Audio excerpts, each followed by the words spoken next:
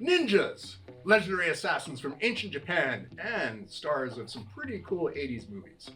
They're renowned for their stealth techniques, where they can be hidden in darkness and appear as though from nowhere. Right now, there are over 75 ninjas hiding right here in the studio. See if you can find them. This is Video Vulture.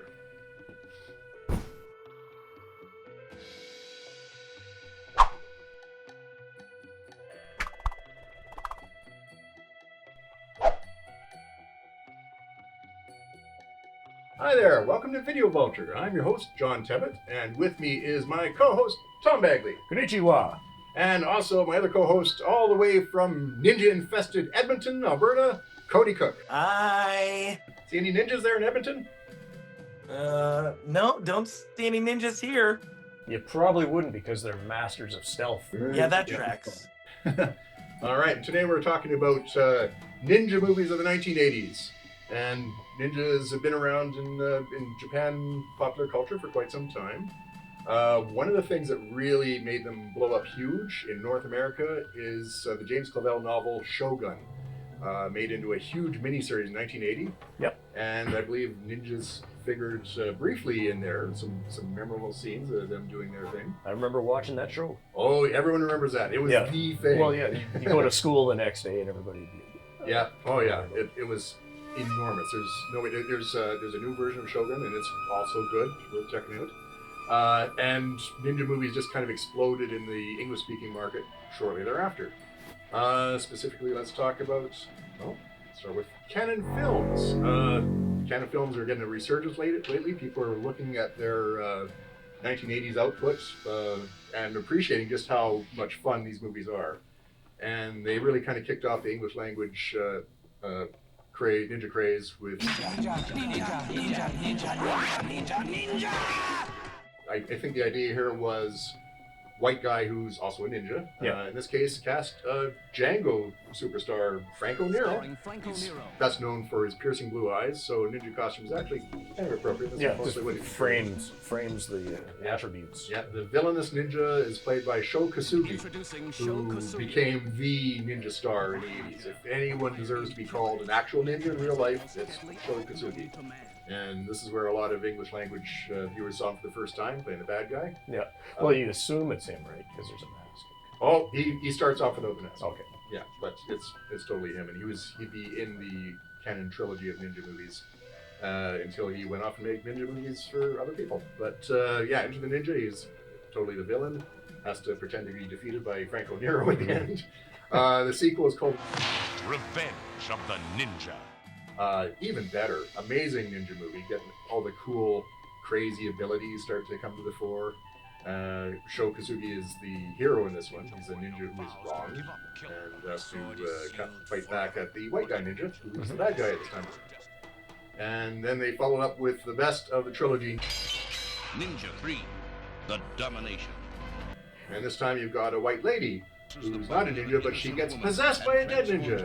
An evil ninja spirit enters her body, and she gets frosted lipstick and becomes all ninja, and has to be defeated by Sho Kosugi, who's playing the auxiliary hero in this one. With an eye patch. It's interesting. It's like the third in the trilogy is the best. Oh yeah, the most entertaining. And I guess they're sort of working up to it. Yeah, it's really a masterpiece. The first 10 minutes, there's a ninja just running amok in a golf course, doing some kind of assassination, and all the cops show up and kills all of them, and he takes out a helicopter by throwing a shuriken with his foot, and it's the most incredible thing ever. It's the best opening of any movie, and that's before all the possession stuff happens.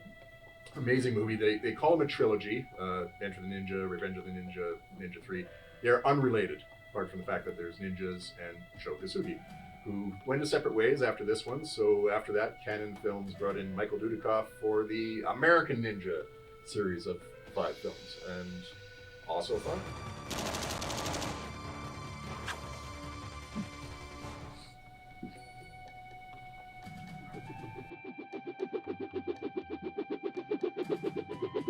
What is that? Don't know.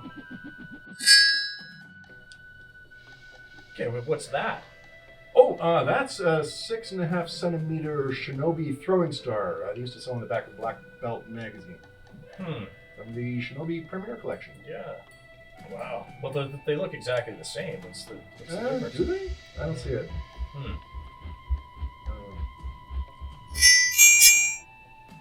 Well, I think we should get away from the window. Yeah, that's probably a good idea. Canon were not alone. Other studios and independents were jumping on the Ninja bandwagon, including the recently unearthed New York Ninja, which Cody's going to tell us all about. Cody! Hi, yeah. So, New York Ninja. This film was written and directed by John Liu, also starring John Liu, as John Liu. And he was a kung fu star in the 70s in China until he decided to move to North America to make some movies. And his first movie was Ninja in the Claws of the CIA, aka Made in China, in 1983. And then in 1984, he shot New York Ninja, but nothing ever happened to the film because the footage was just sat.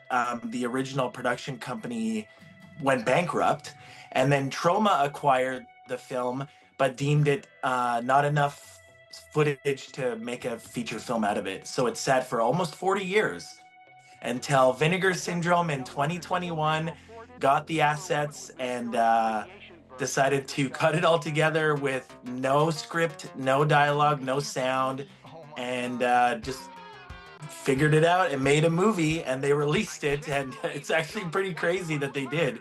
The film is about John Liu, who's living in New York with his wife. It's her birthday. She witnesses a kidnapping, and the thugs that kidnap the woman, they see her, so they go and kill John's wife.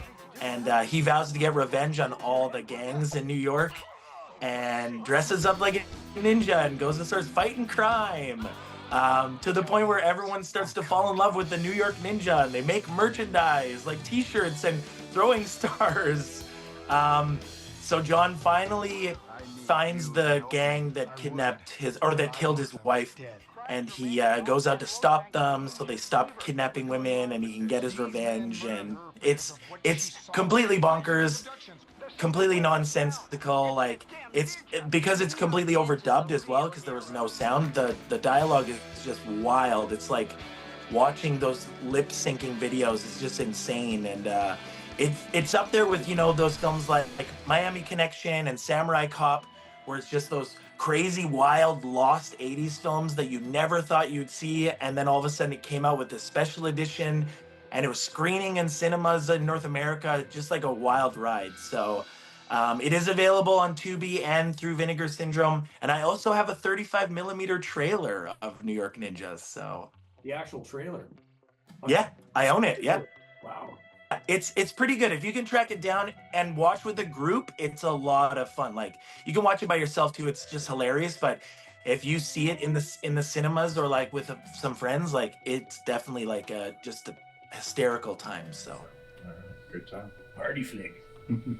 gosh, I sure wish that I could be a ninja. You can. All it takes is a nice dark t-shirt. Doesn't have to be black, just nice and dark. If it's got a logo, it's okay because you're going to turn it inside out like this. If there's a tag, have that facing the front.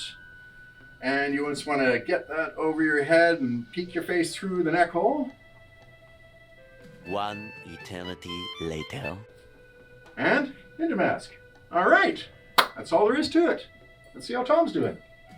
There, how's that? Oh, that's amazing. That's Yeah. great. Yeah. Yeah, the glasses kind of fog up a little bit. But Yeah, it's, yeah, yeah. Foggy ninja. All right. Pretty easy, eh, Cody?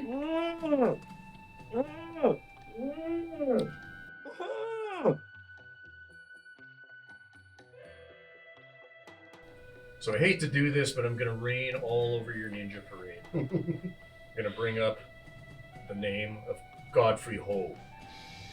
And Godfrey Ho is one of these overly prolific Hong Kong directors, made up of over 100 films. Some of them were complete projects, but a lot of them were kind of these cobbled together efforts where you would take a Taiwanese films or student films and you would edit these together with new shot ninja footage, and you were saying that they're like Yeah, Dayglow colors and stuff. Oh, and, brightly colored ninjas. Yeah. Usually have headbands that say ninja, right on the just so you know, headbands. just so you know what it is.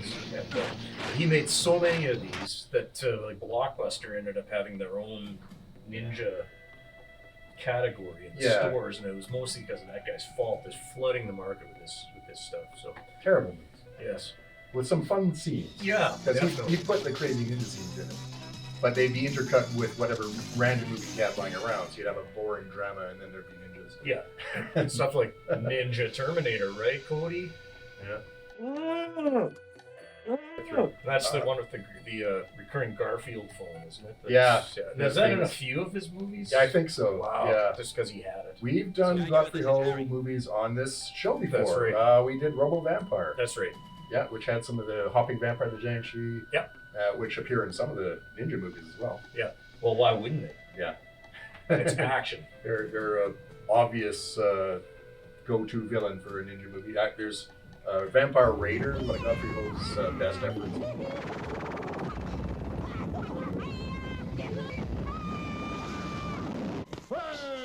He kept at it so long, eventually no one wanted to risk taking him, because a bunch of them were just had ninja in the title and almost nothing else. Yeah. And people were Well, stopped. he's still alive out there, but he retired in 2000. Oh, yeah. Like 25 years ago.